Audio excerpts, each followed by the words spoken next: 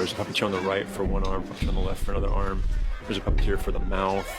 There's like 6 or 7 people, and counting me as well, to make the monster do monster things. Boom, boom, boom, boom. Really into the idea of it looking at us. It was a really complicated process that was really wonderful collaboration between major practical effects and then the use of VFX to sort of bridge all the gaps and bring a final product together. Basically, the audience will be looking at this and they'll see something that looks so real that they don't really bother thinking about how it was done. They'll stop thinking about it, and then they'll just be in the moment. Hopefully we'll scare the shit out of you. Luckily for us, Parker is a big fan of practical effects. In my opinion, practical effects, meaning special makeup, rubber suits, actual tactile, scary things, are the best way to go. Alec, of course, worked on the Alien Queen from Aliens and has this incredible resume and history of creating really incredible, breathtaking monsters. I knew he was the guy to do it. These cables give you the ability to control the fingers. So like that left hand over there, when I pull this lever, is controlling those fingers, and that gives us the ability to puppeteer from a great distance.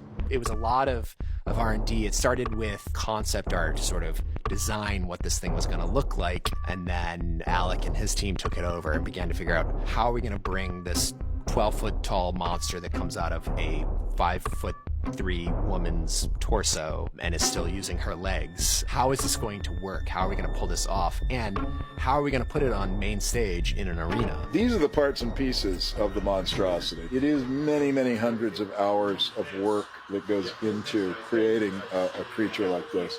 And it really won't look like anything until we fill it up with Trevor. We've got a great guy by the name of Trevor who is going to be wearing our monstrosity suit. Our monstrosity is a hand-sculpted, hand-painted outfit, basically, that he will be wearing, and it's got some mechanical aspects to it. So I'm going to be fully suited up in the monster, going to have a full body, a giant head on top, some long, super long arms, and I'm going to be attached to somebody else as well.